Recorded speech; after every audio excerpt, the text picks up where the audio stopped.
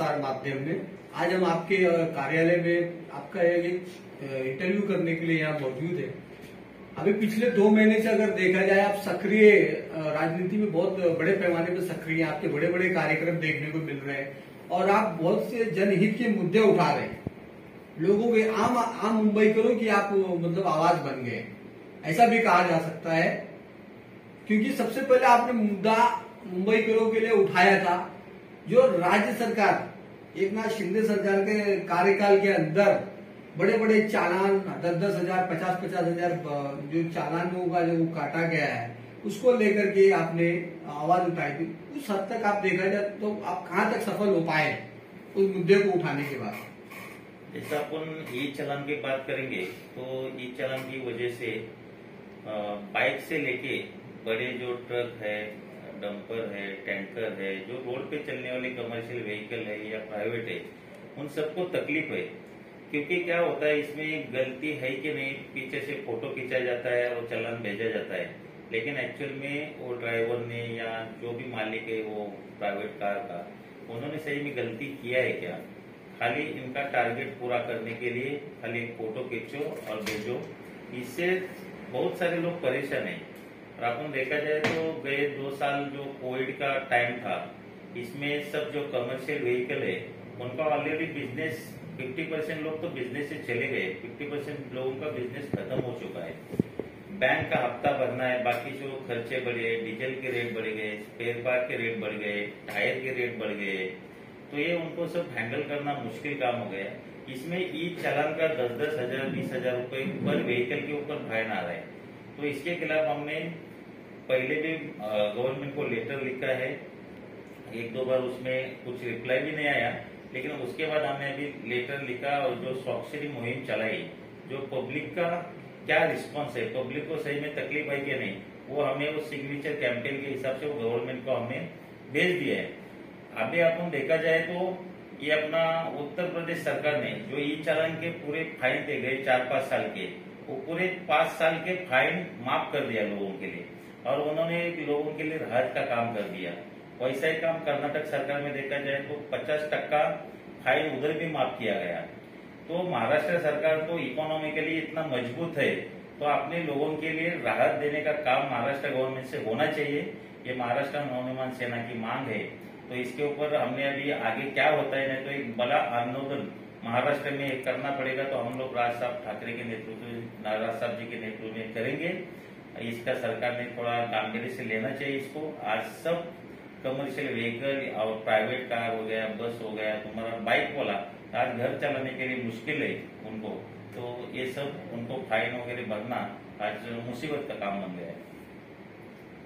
तो दूसरा सवाल मैं ये करूंगा कि आपने अभी हाल फिलहाल अभी कल ही की बात है, आपने वाशिक टोल नाका के ऊपर में मनसे का दड़का दिया था, तो उसको लेकर के क्या ऐसी बात सामने आ गई, उसके बारे में क्या कहना चाहेंगे?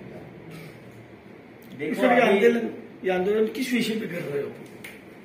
अभी देखा जाए तो अभी महाराष्ट्र का कोई रोड बचा नहीं जिधर टोल नहीं है। हम सरकार से ये बात पे सहमत है कि अच्छे रोड दे रहे हैं, लेकिन अच्छा सुविधा दे रहे हैं तो अच्छी बात है, लेकिन उसके ऊपर टोल के जरिए जो पैसा लोगों के पास लिया जा रहा है वो भी ठीक है, लेकिन जो पैसे के बदौलत आपको जो सुविधा देना चाहिए, जो पब्लिक का अधिकार है, जैसा उधर टोइंग वाहन होना चाहिए, उधर एम्बुलेंस होना चाहिए, उधर पार्किंग की व्यवस्था होना चाहिए, उसके बाद जो फास्टैग, जो अभी कोई स्कैम नहीं हो रहा है उसके लिए आधा घंटा जैसा हमारे नेता अमित साहब जैसे आदमी को रुकना पड़ रहा है टोल पे, तो टोल कौन सी दिशा से जा रहा है और तुम्हारा व्यवस्थापन इसके लिए क्या कर रहा है, ये भी सोचने की बात है। जो पब्लिक के लिए जो एग्रीमेंट में इन्होंने लिखा है कि पब्लिक के लिए ये सुविधा टोल पे वो रोड पे होना चाहिए, तो वो मांग के लिए हमने कल पत्र व्यवहार किया है। अगर वो सुविधा हमको 15 दिन में नहीं मिलेगी तो महाराष्ट्र नवनिर्माण सेना कौन से तरीके से आंदोलन करती है ये टोल प्रशासन को अच्छी तरह से मालूम है। चेंबूर विधानसभा के अंदर बहुत से सांस्कृतिक कार्यक्रम वगैरह आपके नेतृत्व में किए जा रहे हैं। हाल फिलहाल अगर देखा जाए तो हाई स्कूल और इंटर के बच्चों का गुरु गौरव सम्मान किया था आपने, उसको लेके क्या कहना चाहेंगे? जो बच्चे होनहार और क्या बुद्धिजीवी बच्चे उनको आगे बढ़ाने का काम कर रहे हैं मन से। बच्चे लोग का हमने गुण गौरव समारंभ जो किया अभी, इसमें खास बात ये थी कि हमने कोई परसेंटेज तय नहीं किया था। जो बच्चा 10वीं 12वीं में पास हुआ है उन सब लोग को हमने बुलाया था और एक अच्छा रिस्पॉन्स भी मिला। क्योंकि हम लोग जो 10वीं में या 12वीं में जिसको कम परसेंटेज मिला है उनका सत्कार नहीं करना या उनका भविष्य क्या होगा या हम तय नहीं कर सकते। अभी सचिन तेंदुलकर जैसे 12वीं फेल होने के बाद भी देश के लिए इतना पूरा वर्ल्ड में उनका नाम बना है, तो हम लोग किसी के अभी के परसेंटेज से उनका फ्यूचर नहीं बता सकते। इसके लिए हमने कोई मार्क का उसमें कंडीशन रखा नहीं था और सब लोग जितने आए उनका हमने सम्मान किया, उनको एक फ्यूचर के लिए हमने शुभेच्छा दिया। और जैसे कोई गरीब बच्चे है क्या है वो होशियार है, अबाव 90 उनके मार्क आते और उनको कोई अपना घर की परिस्थिति की वजह से कोई तकलीफ है तो महाराष्ट्र नवनिर्माण सेना उनके पीछे खड़े रहने के लिए तैयार है और वो एक प्रोग्राम अच्छा तरीके से हो गया। मन से होनहार विद्यार्थियों के लिए, बुद्धिजीवी विद्यार्थियों के लिए क्या सिविल सर्विस, यूपीएससी जैसे उपक्रमों के लिए उनके सहयोग के लिए सड़कों पे उतरेगी, उनके लिए सहायता मतलब कोचिंग वगैरह की व्यवस्था हो सकती है? देखा जाए आपको पता होगा कि ऑलरेडी यहाँ से 2 यूपीएससी रैंकर टॉपर आ चुकी है। देखा जाए तो अपने महाराष्ट्र में भी एमपीएससी में यूपीएससी में सिलेक्शन होने का परसेंटेज थोड़ा बढ़ गया है। लड़के उसमें भी अभी पहुंच रहे। पहला नॉर्थ साइड साउथ साइड के लड़के ज्यादा इसमें रहते थे, क्वालिफाई होते थे, लेकिन आज अपना महाराष्ट्र के भी बच्चे लोग चालू हो गए। तो बड़ी बात हम लोग को जो भी राजनीतिक दल है, खाली मन से करके नहीं बोल रहा हूँ, जो भी राजनीतिक दल है, राजनीतिक नेता है, आमदार हुए, खासदार हुए, मिनिस्टर हुए, अपने अपने एरिया में ये बच्चे लोग के लिए एक लाइब्रेरी और उनको जो स्टडी करने की सुविधा हमने दे दिया तो उन लोग को बच्चे को और भी आगे ज्यादा करके बच्चे एमपीएससी यूपीएससी में सक्सेस हो सकते हैं। तो हमारा पहला हम लोग ने शुरुआत करना चाहिए कि हमारे एरिया में एक बच्चे के लिए वो यूपीएससी और एमपीएससी स्टडी का एक क्लाइमेट बनना चाहिए और उसके हिसाब से अभी जो गरीब बच्चे हैं उनको जो बुक का प्राइस परवड़ता नहीं है तो वो लोग खरीद नहीं सकते, तो उन लोग को अपने स्टडी का क्लाइमेट बना के देंगे तो लोगों को उस बच्चे लोग को इसमें थोड़ा प्रोत्साहित कर सकते हैं हम लोग और इसका नतीजा आने वाले 1-2 साल 4 साल में आपको देखने को मिलेगा।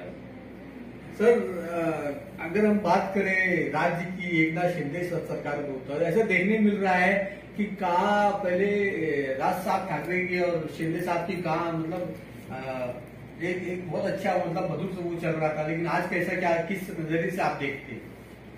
देखो मैं चेंबूर का विभागाध्यक्ष हूँ और मेरा पास ट्रांसपोर्ट सेक्शन का सेक्रेटरी है।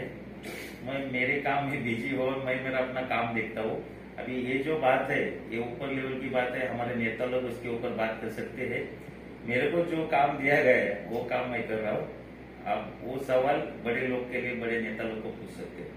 अच्छा, मैं दूसरा सवाल करना चाहूंगा कि आने वाले मुंबई महापालिका चुनाव में, लोकसभा के चुनाव, विधानसभा के चुनाव होने वाले 2024, तो आज जो मन से जो बदले हुए रूप में आज मतदाताओं के सामने आ रहे हैं, तो आज आप किस तरह से देख रहे हो, किस तरह से महाराष्ट्र की जनता मुंबई कर मनसे को अपनाएंगे, हाथों हाथ लेंगे, क्या कहना चाहेंगे इस बारे में आप? देखो अभी महाराष्ट्र की जनता हुई या मुंबई की जनता हुई, तो जनता ने किसको वोट दिया था और किसका सरकार बना ये जनता को खुद को पता नहीं अपने साथ क्या हुआ है। क्या किसी को कांग्रेस नहीं चाहिए था करके बीजेपी को वोट किया था, किसी को एनसीपी नहीं चाहिए था उसके लिए शिवसेना को वोट किया था। लेकिन आज क्या हुआ, सब पार्टी सत्ता में एक साथ बैठी हुई है, तो इधर लोगों का जो वोट दिया था किसको, वो विचारधारा बची किधर इधर। तो आज की तारीख में अगर महाराष्ट्र के लिए कोई काम कर रहा है, महाराष्ट्र के लोगों के प्रश्न पे कोई काम कर रहे, तो वो है राज साहब ठाकरे जी। क्योंकि आज जितने भी विषय आपके पास है, जो व्यापारी लोग के होने दो, अपना स्टूडेंट्स लोग के होने दो, किसान के होने दो, अब कई ऐसे सब्जेक्ट है जो राज साहब के पास गए और उन्होंने तुरंत उसका आंसर दे दिया है। और अपन देखा जाए तो लास्ट में 2 साल में कोविड का टाइम था, उसके बाद कोकण और पश्चिम महाराष्ट्र में फ्लड आया था, तो उस टाइम खाली महाराष्ट्र नवनिर्माण सेना के महाराष्ट्र सैनिक ही लोगों के लिए काम कर रहे थे। ये जो 50-60 साल वाली पार्टी कोई लोगों के लिए रोड पे उतर के काम नहीं किया, आपने देखा रहेगा। तो आज की तारीख में जो पॉलिटिकल सिचुएशन जैसा आज देख रहे हैं अपन, उसमें खाली राज साहब ठाकरे और महाराष्ट्र नवनिर्माण सेना यही एक लोगों के पास पर्याय है जो कि महाराष्ट्र के हित की, महाराष्ट्र की बात कर सकते हैं। अपन देखा जाए तो 10 साल पहले माननीय राज साहब ने ये महाराष्ट्र कैसा रहेगा, आगे वाला फ्यूचर महाराष्ट्र का क्या है, इसका ब्लूप्रिंट दिया था। तो ब्लूप्रिंट के हिसाब से अगर अपन चलेंगे, जैसा नासिक में काम किया महाराष्ट्र नवनिर्माण सेना की सत्ता थी 5 साल, तो आपने नासिक में देखो उस हिसाब से जो काम किया पूरे महाराष्ट्र में हो सकता है। लेकिन लोगों ने अभी ये सब राजनीति देखा है, सब पार्टी को वोट देके भी देखा है। एक बार मेरी रिक्वेस्ट है कि माननीय राज साहब ठाकरे जी को एक चांस दीजिए कि ये जो राजनीति चल रही है, ये जो अगर चेंज करना है तो उसमें अच्छे लोगों को, जो सिटीजन है अपने पूरे, जो वोटिंग के लिए इन्वॉल्व नहीं होते या राजनीति गंदा बोल के साइड में अब साइडलाइन हो जाते हैं, उनको इन्वॉल्व होना पड़ेगा। अगर राजनीति अगर अपने को चेंज करना है तो वो राजनीति में अपने को इन्वॉल्व होंगे तो राजनीति चेंज हो सकती है। तो इस टाइम महाराष्ट्र नवनिर्माण सेना को एक अच्छा क्लाइमेट है और राज साहब किस तरह से, अमित साहब ठाकरे किस तरह से काम कर रहे, ये सारा महाराष्ट्र देख रहे हैं। आने वाले बीएमसी चुनाव में कितना फायदा मिलेगा अपना मनसे को, कितनी सीटें बढ़ेगी, आपको क्या लगता है?